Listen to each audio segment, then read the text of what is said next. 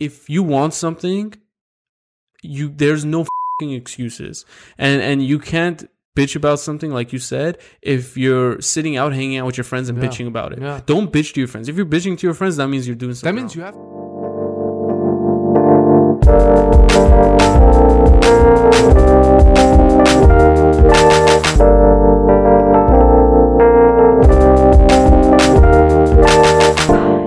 Hello and welcome. Psych. Welcome back, guys, to the 16th episode. A very sweet 16th episode. Welcome to Vibes Podcast episode number 16. The real episode. As Teddy has mentioned 10 times before we Sweet press 16. record, but in the Sweet 16 episode. Don't really know what that means, but we're going with it. So, It's a sweet one, man. to recap. No, but As you guys know, we brought on our past couple episodes before we recapped again. We brought on Mary Basmajian, which is a comedian in the LA, Glendale area, specifically known in the Armenian community. And just recently, last week, we brought on Patrick Bet-David, which is, an entrepreneur. He's a mogul. This guy created over $100 million company. He has 5,100 employees. We were blessed to have him. And honestly, from that day, I was so inspired. I'm like, I literally there's a reason we're laughing, but we can't really reveal why. Nothing to do with Pat. But I honestly was very inspired by his story. Because he and if you guys haven't watched it, go watch it. And make sure to subscribe. We always forget to do this at the beginning of the episode, but subscribe to our channel. If you got to this far, which is probably 2 minutes in, it will help us tremendously if you just click that subscribe button right now. Click the like button in any way, comment, stay engaged in any way. And watch Patrick's podcast. It was very good. It was very, for most of our viewers, I want to say 80% are probably at the moment Armenian. Right. And from the Armenian community, and he's someone that we both looked up to and have, watched all of his videos on Valuetainment, seen his company, rise. Look, dude, there's a bunch of people that have created $100 million companies. A bunch of them. But it's the fact that he's Armenian. So the fact that he's Armenian just kind of allows your mind to wander to the what if I can do that. Yeah. If you look at a Donald Trump, you say, I can never do this because he was in the family raised. He's white. He's not Armenian. He's not an immigrant. He was born into riches, things like that. But you look at Patrick Bet-David. He grew up in a not wealthy family, just a regular family. He was an immigrant. He joined the U.S. Army, right? And he, up until he had a 1.8 GPA. Yeah. That shook me. He had a 1.8 GPA. He was working at Burger King. Yeah, and up until like early 20s, he wasn't really doing. He was broke. And we have friends and families and most of you guys watching that have the privilege of going to, even us ourselves, top tier schools, USC, UCLA, right? And if he could do it from going from Glendale High School to GC to then, becoming who he is now, we have an upper edge. Yeah. And if he can do it, we can become, to get to his level, even just remotely, would be amazing. Well, that's a good topic. So, okay, of course, you don't need that much money, right? You don't need $100 million. No. You get to $1 million, $2 million, $5 million. You buy all the cars you want. You buy a couple Rolls Royces. You buy a nice house to live in with your family. Sure. A couple of houses to invest in, right? What's motivating you next to do more? I think it's more so like what Pat's doing now. This guy literally took his time is worth money now. Yeah. And if he took the time to come and sit with us, he was here for about almost 2 hours. Mm-hmm. He brought his kids out here. He brought his employees, his cameraman. It was a full kind of, it was a crazy experience for us. And I feel like that to him, and just sitting back and just reminiscing about his life and his uprising is something that's worth more to him than it might. I'm speaking for Pat now, but I feel like he would probably say the same. Legacy at the end of the day. He wants to leave. And in one of his videos, he says, what do you want to be? You want to be when you pass away and you have, let's say, 200 people and you at your funeral, you're remembered for a generation, thought of the second generation, and forgotten the third. Right. And the whole point of here now is the legacy. If you have a legacy, then you're never forgotten. But here's my thing. Let's just say an extremely famous man, Donald Trump. Sure. Okay? When we talk about legacy, it's like, how important is that to you in terms of, for example, Donald Trump dies, okay? Sure. At an old age, he dies. A century later, they're talking about, they have books on how he was this really like crazy president, right? He was a great whatever it was. Uh-huh. 200 years from now, take George Washington. How often do we talk about George Washington? Or it's history. like, how really important is it? Like, it's like, do you live? This always comes into my head. It's like, do you live just that one life that you have to the fullest, right? Or you build something so great that they talk about you for a couple centuries, but you're dead at the end of the day. What does it matter? I don't think that. Here's the thing. I don't think they're doing it as a reason to get their name out there. They're doing it more so for having a change into the present day. So, for example, if someone was to now come up with, let's say, just for example, going back to even today's world, Uber is never going to be forgotten. Yeah. Because it's going to be, let's say in the future, there's flying cars, but Uber will still not be forgotten because that was something that changed and was a step forward in the technology in today's thing. And I think maybe the goal is to try to stay relevant for as long as you possibly can. I don't think it's about being. I think it would have to be to change the world.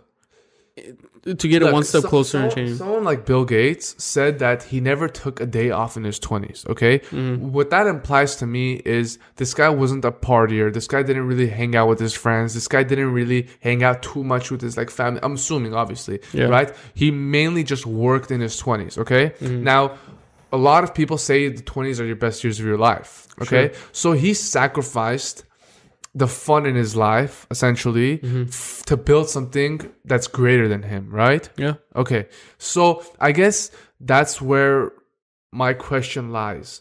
What at that time you have to decide what's more important. Your fun, you enjoy it. When you're 90, you can look back and say, "Damn, those 20s were amazing. You know, I had such an amazing time." Or you say, "Damn, I built all this." You know? Yeah. But here's one thing I want to also add. Let's just say you're a realtor, right? Mm-hmm. You sell a $10 million house, a $100 million house, sure. a $100 million house. When you're 80 years old, you'll remember that. Yeah. But will you remember all the fun? Like, we've been friends for 10 years. Do you remember all the fun times we've had? Absolutely not. Mm-hmm. Maybe a handful of them, right?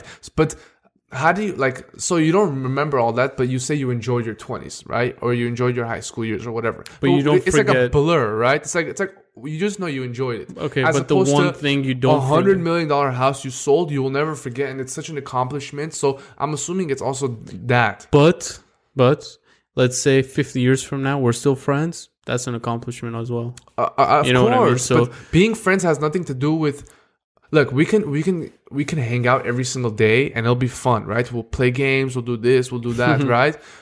But would you set all that aside and say, "Yo, Med, I'm still your friend. We're still best friends, but I'm not gonna kick it every single day. Absolutely. I'm gonna build something greater." Absolutely. And when we're 80 years old, we can say, "Hey, cheers to both of us building a $100 million business." Absolutely. And I think a lot of the times that when we hang out or try to hang out, you only need to hang out, let's say once a week, every couple, you know, you don't even need to, because you can it's like a refueling thing. Patrick talked about this too, is that with his sleep schedule, for example, he has Sundays to refuel. Every car needs to go get gas and keep going. You can't go 13,000 miles without refueling. And I feel like we don't need to hang out every single day to refuel.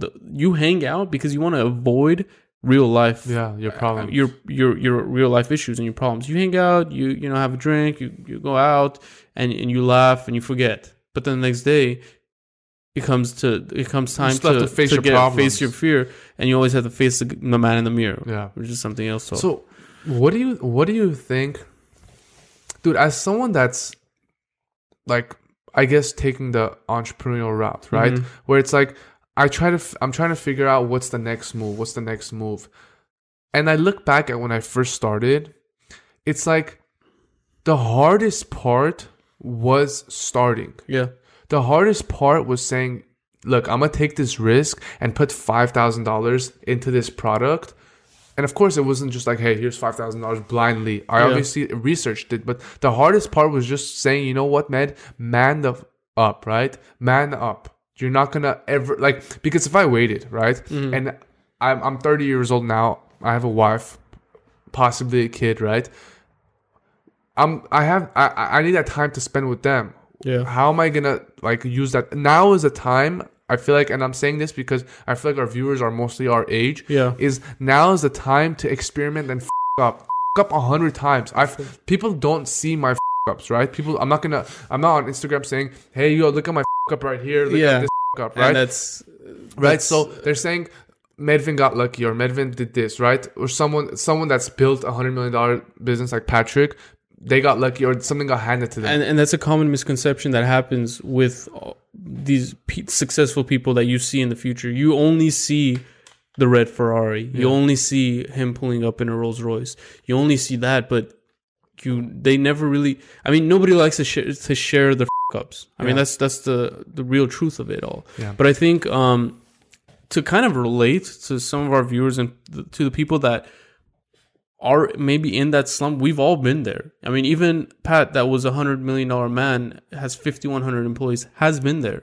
And I think a common ground that we all share at the end of the day was from his story was when he went to the army, he learned discipline. Mm-hmm. And your discipline can come from so many different ways. Your discipline can come from even just going to school and disciplining yourself to time manage yourself to be able to complete a certain task. And if school's not your thing, it doesn't have to be. For me, for example, I would discipline myself and I would have literally like a whiteboard in my room, and I would write my daily goals, my weekly goals, my yearly goals, and I would discipline myself through there, and I would remind myself every day that I have to do these certain things. There's a ton of different, like that's one thing that worked for me, and I continuously still do it till today. And I think the number one key to success is discipline. Yeah. And I think that's a common formula. But here's the thing, Ted. A janitor that wakes up at 5 a.m., goes and cleans the schools, right? Comes home every day, does every single thing right, disciplined. Yeah. How come they're not? I mean, the thing is, they could be successful in their eyes, but let's just say success meant a bunch of money. It's not to everyone, but let's just say it was to you. But I'm a disciplined guy. I'm a hard worker. How come I'm not getting that success? So let me. So there has to be other parts of that formula. I'll rephrase. I think the first step here is that you got to figure out what you want and what you truly want.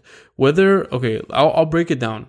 Okay, in terms of in house goals, a lot of people want a nice house. I have clients that hit me up. They want this nice house, but they can't afford it.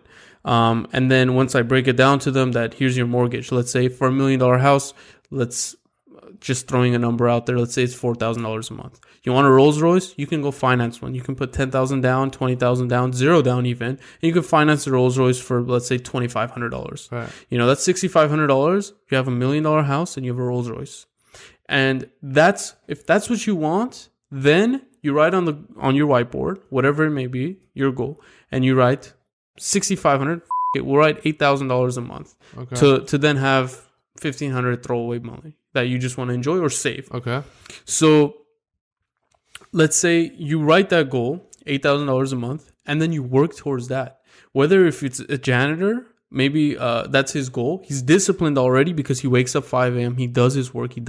Now it's time for him to kind of think outside the box. Kind of think, how can I put, I don't know, maybe he takes his skills that he knows and he hires, I don't know, other employees, and then he picks up jobs, and then now he's having 10 jobs doing janitorial services as opposed to just one working man. So it's more so the discipline sure is a big factor of it, but also the other big factor is what you want. Yeah. And how to get there is all up to you. Yeah. And I think that's a huge, everybody like sees these things like a nice car, fancy house, this, that. But it's so not easily attainable, but it can be attainable if you just break it down dollar to dollar, even cent by cent. Like if you can see that, you know what, I have a gym membership in Burbank, and me driving to Burbank every month costs me $100 extra gas. If I live in Glendale, I'll go to a gym membership in Glendale. I'll save $5 every time I go to the gym instead of using gas. To me, that right there, let's say I go four or five times a week. That's, you know what I mean? That's yearly. You're saving about, almost a couple $1,000s here and there. Small things like that. That then, you know what? I can put that money and get a nicer car, or put that money towards, I don't know, like your mortgage or what have you. I feel like I completely agree, but I also feel like if you ask me, what would you say is the characteristic about yourself that you love most? Okay, you know what I would say? I'm fearless. And when I say that, I mean I don't care if tomorrow I do something, right, and I lose all my money. I just don't care. Yeah. I'm the type of guy that will go live in a studio for $700 a month, and I could care less what people think about me. I will try until I can succeed. I don't care about failure, because people think, oh my God, I'm already at this comfort level of making $5,000, $10,000 a month. If I take this leap of faith, then, oh my God, what if it doesn't work out and I'm back to being making no money, making $1,000 a month, right? They care about stuff like that. I don't care about the Lamborghini. I don't care about the nice house. I don't care about that. My thing is, I was talking to a friend the other day, and we're both agreeing that we love the game, right? Like Gary Vaynerchuk always says, you love the game. You don't see Gary Vaynerchuk with nice cars, nice anything. And I think I would say I've gained a lot of that from him. It's you love the game, because at the end of the day, you're gonna get tired of those cars and stuff like that, and you have to be fearless. Like, I don't care. I have failed so many times, bro. I've put in money into products that have literally, let's say, gotten a patent on it, and I've had to liquidate it all, lose $20,000. I've had products that have been damaged. I've had like whatever it is, it doesn't matter. I've started, like, let's say like a small company that's failed, right? I don't care. I don't say, oh my God, I failed, that means I suck at being an entrepreneur. No, I say, look, I don't see it as a failure, like Michael Jordan says. I don't see it as a win or loss. I see it as a win or learn. Yeah. So you learn from those. That's honestly a great characteristic to have. But for those people that are in their 30s that have a wife and kids, they can't. I mean, how would you explain to them to have that characteristic if they can't? No, I completely agree that that's more like centered for people our age. Yeah. But people in their 30s, 40s have to understand that they don't need everything that they have right now. So I guarantee you that you can live off $2,000 a month with your entire family. Sure, but once you bring on, if you're a single man just living on your own and you don't care about other people's feelings, because not everybody shares the same thought process and the heart that you do. Maybe their kids want a pool. And I don't care if my kid wants a pool. That's the thing. Well, go work hard and go get a pool. Your kid's 5 years. No, I understand what you're saying, but I'm saying having that fearfulness of it's not something that a lot of people can say that they can have. Okay, well then you don't want to be an entrepreneur, or you don't care enough about that reward for you to take that risk, dude. I would honestly say, like, a part of my success comes from the fact that I didn't have much growing up, right? I wasn't the homeless at all. We lived like a minimal lifestyle, right? Living that minimal lifestyle where I would see other kids have this, have that, and I wouldn't get it. Like, you were just asking me the other day, like, what are you getting for your parents or what are you getting for Christmas, right? Yeah. And what did I tell you? I said, we don't do like that. Yeah. We've never done stuff like that. And I grew up, like, I'm not saying this is the right way to do it. I'm just saying, like, not having stuff like that has motivated me more to be able to do that, right?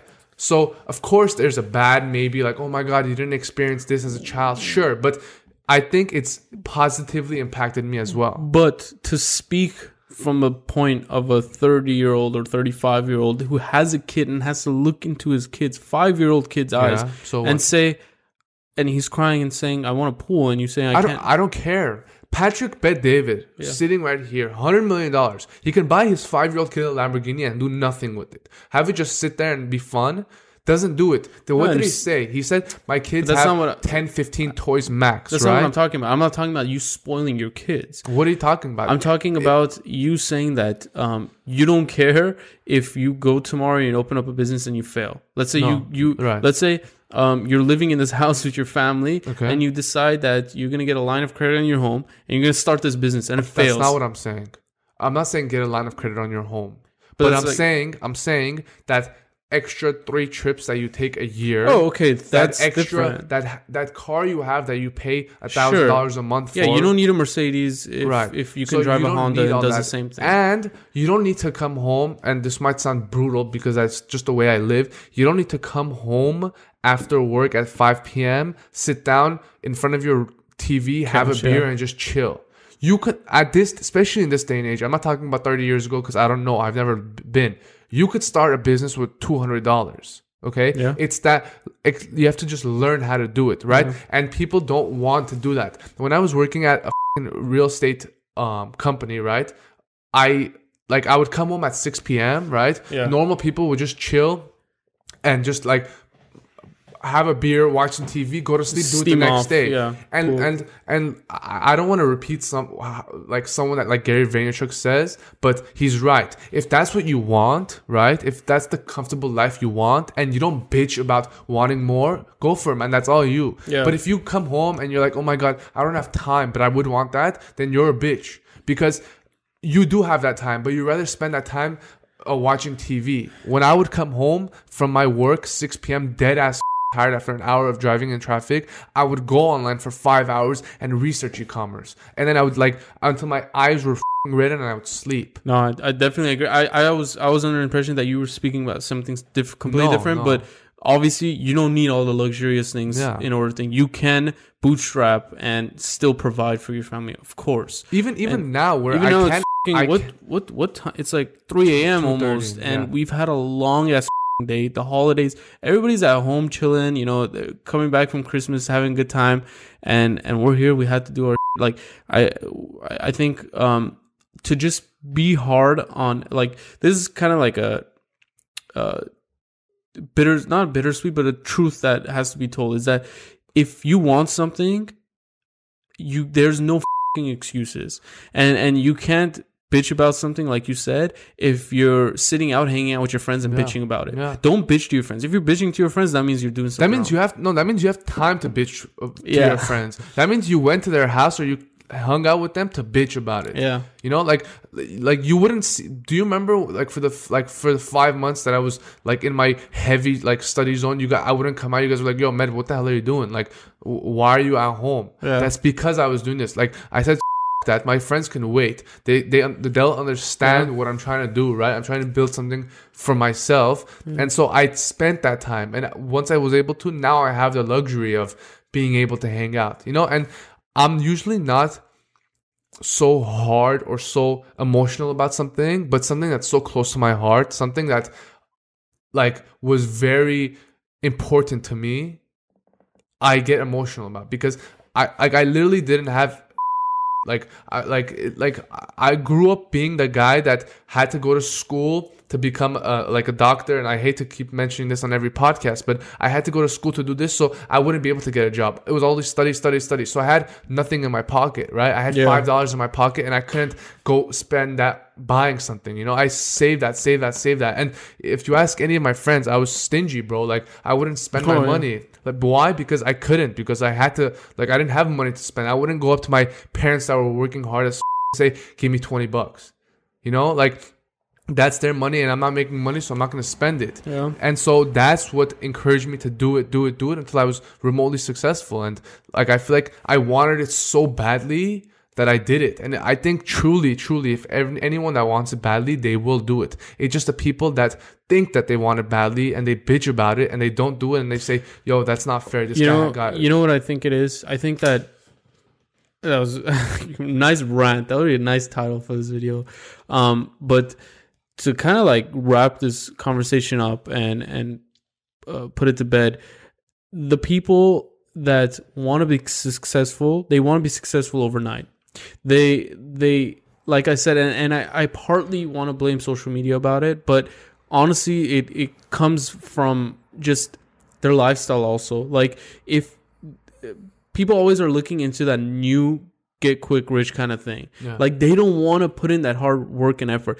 Even, okay, speaking of Bitcoin is hot as right? People are now just jumping. How many of our friends, how many family, how many people do we know ourselves that are saying, hey man, I'm gonna start mining cryptocurrency and stuff. Like, dude, where the were you 4 years ago when this was still coming alive? Those people are the ones that are making money and posting about it, not people that started a week ago and got their mining set up. I don't even know anything about Bitcoin, but just to me that proves so much to me. Or like even Amazon, people see your course, they buy it, they want to get started and stuff like that. But where were they 3 years ago, 2 years ago, when you were sitting there doing your research and doing the hard work, nobody saw that. They only saw, let's say, the Instagram post or like your course showing your numbers. Nobody posts, hey guys, just lost 5,000 this month. Hey guys, it's 5 a.m. and I'm still sitting here. I'm working on, because they're gonna skip through that. Nobody wants to see that. They look at like, hey man, I just hit $230,000 this month. Doing Amazon, check out my holy let me jump on that. It's the same thing that's happening now with like Bitcoin. And the thing is, like, social media or whatever it is, it just the way people think is they don't want to see that. So as the person that's posting it, you can't post it, because if you know people don't want to see it, you can't post it, right? You don't want to see my breakfast, which is a banana and coffee, every day posted. Yeah. You want to see me go get a lobster, a shrimp, and buy a Lamborghini and whatever, a nice car, and they're like, holy it works. And the funny thing is, I don't blame that, because we like to see that stuff too. Like, we don't like to see the banana, we want to see the lobster. Why? Maybe it's because it's human nature. You want to see the cool, extravagant extreme kind of thing, right? We were just watching. Yeah, that's cool, but I definitely think that people,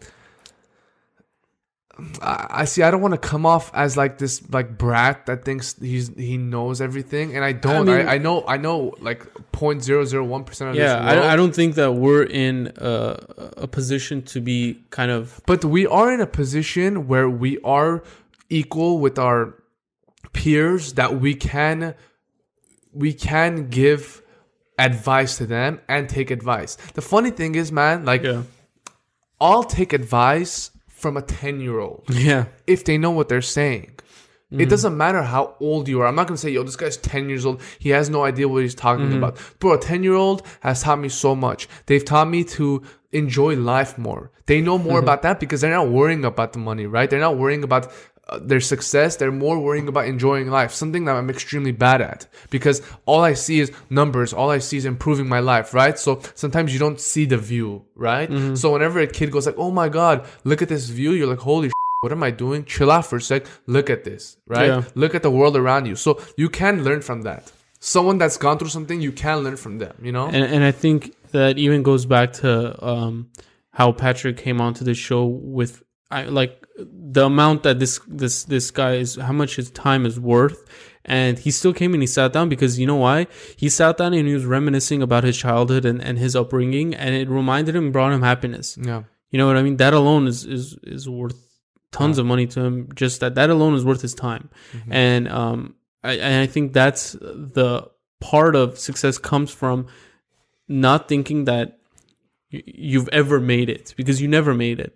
Even if you're $100 million man, even if you're a guy that's making however much, even if I'm selling millions of dollars in real estate, or you're selling millions on Amazon, we still haven't made. Yeah. You know what I mean? It's still, you have to sit down and if a 10-year-old has something to say, or let's say it's someone that wants to talk to me about Bitcoin and I know nothing about Bitcoin, I'm interested. I'm all ears because I want to learn. Yeah. I mean, dude, it's extremely important to open your eyes. Like, I know Pat's the type of guy that if I were to say something, he'll listen because he might want to learn something from me because he doesn't know everything. There's no way. Yeah. And of course, I can learn 1,000 times more from him, but there could be that one thing that he learns from me. Yeah. Because he hasn't experienced all walks of life. Maybe I've experienced something that he hasn't. So that open-mindedness, right, of not being like stubborn and saying, yo, this guy doesn't know, man. I know way more than him. I make more than him, so I know everything more than him. Yeah. Will make you more successful. I truly believe. And I think that's when a lot of these successful people fall off from. Let's say there was a successful person in their 30s, but when they reached 50, the iPhone came out and they didn't know what to do because they couldn't keep up. But there's a 20-year-old sitting there and trying to teach you how to use the iPhone. But they said, who the is this 20-year-old brat kid thinking? But that 20-year-old brat kid made Snapchat. Yeah. You know what I mean? He's trying to teach you, but you're not listening because you think you're just Yeah. And I think being open and again, open-minded, what you're saying, and just listening, keeping your ears open all the time, and to the right people, of course. Yeah. I mean, at the end of the day, I mean, there are some people that you don't listen to, of course, yeah. But you got to pick and choose. Yeah. And I think that's what also makes a successful entrepreneur. Yeah. And last thing before we end this, sorry to keep this a little more on a serious note, but take a look at, for example, this podcast, Vibes Podcast, right? We probably spent about a month buying, reviewing. How are we gonna like process this? What are we gonna do? Like, you don't see everything that's going on here. You just see a table and us talking, but there's a lot that goes on behind it, and we're still in the extreme startup phase where it's nothing, right? This is the coffee and banana right now. So I just want to say that, like, someone asked me what my ultimate goal with this is, our ultimate goal with this is, and I said we want to be like as big as someone like Joe Rogan, right? And I'm not comparing ourselves to Joe Rogan at all. Like, I watch that guy and I look up to him, right? So I want our podcast to go and be at that big. It might take 10 years, right? It might take 2 years, whatever it is. You see this phase that we're in the startup phase, we're in the grind phase where we're here at 3 a.m. recording, right?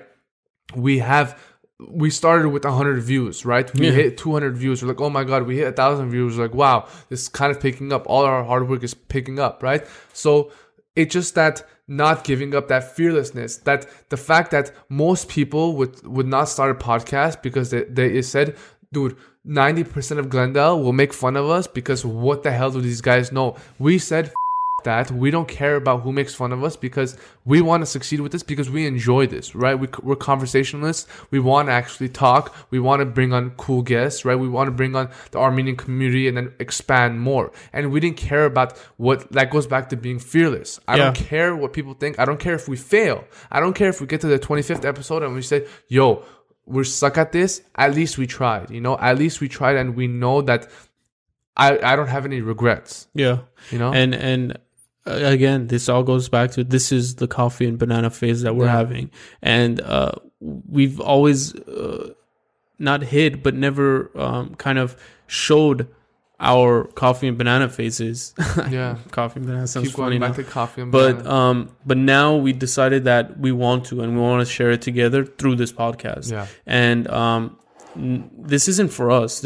We're bringing on people that we feel that would add so much value to you guys as well. And like, just Patrick, just having him as a guest and speaking to him for 2 hours, I could easily say has changed my life, and even in the smallest way. Yeah, and I'm sure people will. And if people do watch that, it will change theirs too. Yeah. And I don't know what else. I mean, that's good, man. You guys saw the raw, uncut, maybe a little too emotional. Yeah, we got a little emotional, but listen, stay tuned.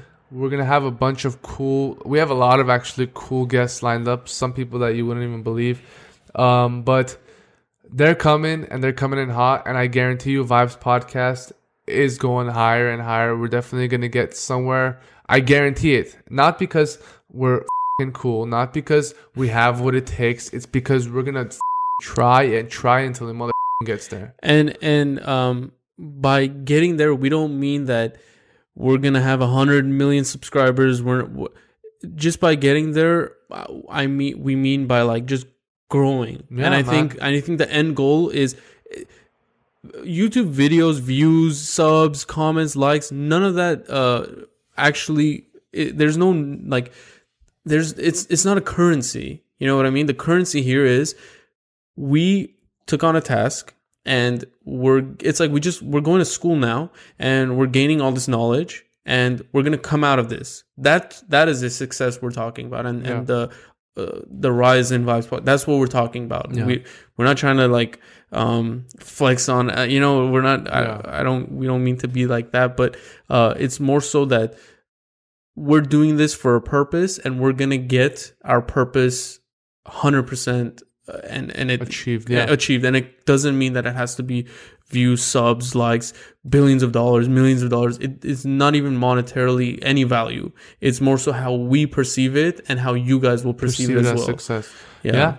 So with that said, from the vibes, guys. Yeah. Episode Med 16. and Ted, episode Not 16. so sweet. Make sure to subscribe. Yeah. Make sure to subscribe. To all our supporters, thank you.